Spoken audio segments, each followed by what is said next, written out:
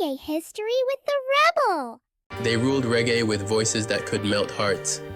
But behind the music, Gregory Isaacs and Dennis Brown shared a hidden struggle. Fame brought them together, but addiction tore them apart. Here's the story you never knew. Gregory Isaacs and Dennis Brown came from different backgrounds in Jamaica, but they both shared an extraordinary gift for music. Dennis Brown, often called the Crown Prince of Reggae, was a child prodigy, recording his first album at just 12 years old. He quickly gained fame, his sweet, soulful voice reaching hearts across the island.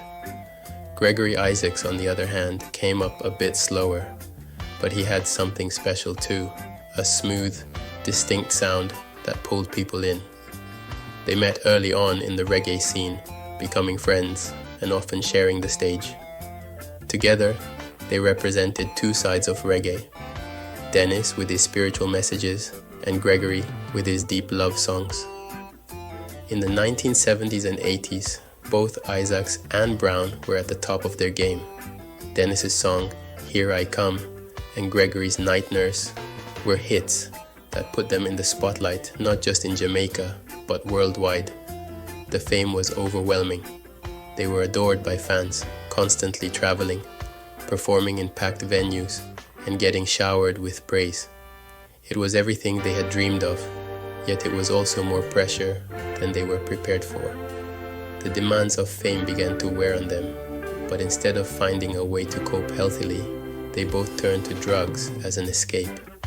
It started out casually, a way to unwind after long, exhausting nights on stage. But what began as a casual escape became something they couldn't control.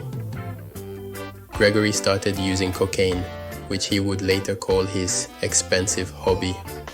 Dennis, facing his own pressures, turned to both cocaine and alcohol.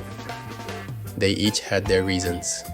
Gregory's addiction grew out of a need to handle the loneliness and the pain he felt inside, while Dennis battled stress and found a quick fix in drugs.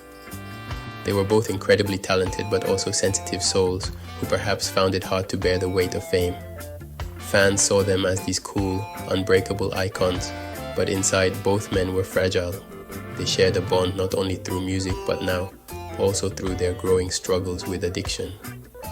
As time went on, their addiction started taking control over their lives. They missed shows, alienated people who cared about them, and began facing issues with the law. Gregory was arrested multiple times for drug possession, his reputation tarnished as he struggled to stay on track. The drugs affected his performances too. Sometimes he'd show up hours late or not at all. Dennis's addiction was no different. He started missing studio sessions and live performances, his once clear voice beginning to lose its magic. They didn't realize at first how much they were losing. Their addiction crept up like a shadow, taking over everything. Friends and family tried to help, but Gregory and Dennis were deep in their own battles. Each thought they could handle it on their own, but the drugs had a stronger hold on them than they wanted to admit. Their music, which once came from a place of passion, began to suffer. Both Gregory and Dennis still made incredible songs, but the quality started slipping. The struggles in their personal lives showed through in their work.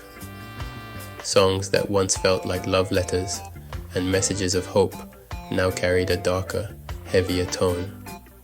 Fans who had adored their uplifting messages started to see a different side of their idols, a side marked by pain and desperation. Even though they wanted to break free from their addiction, it was a battle they couldn't win alone. Gregory admitted in interviews that he was fighting a lost war with cocaine, feeling ashamed but unable to escape its grip. Dennis, too, felt trapped, battling his own demons but putting on a brave face for his fans. Despite everything, their fans still loved them, but the shine was starting to fade. There were moments when both Gregory and Dennis tried to come back to fight their addiction and reclaim their lives. Gregory would sometimes check himself into rehab, determined to make a fresh start. Dennis too spoke about wanting to change, to get back to the music and life he loved. But addiction is a powerful force, and each time they tried to rise, it would pull them back down. The more they struggled, the harder it seemed to find a way out. In the end, the toll of their addiction was heavy. Both of these legends left us too soon. Dennis Brown passed away in 1999 at just 42, his body weakened by years of drug and alcohol abuse. Gregory Isaacs held on a bit longer, but passed away in 2010 after battling lung cancer, a struggle made worse by years of substance abuse. Gregory Isaacs and Dennis Brown were more than just musicians. They were symbols of reggae soul, voices of a generation. But behind those voices were men who struggled, who were hurt, and who fought a battle many never saw. Their music lives on, but so does the story of their friendship, their fame, and the addiction that led them down the same path. Remember them not only for their music, but also for their strength and the pain they faced in silence. Thanks for tuning in. Don't forget to share, subscribe, and like. Let us know in the comments which reggae legend story you would like to hear next.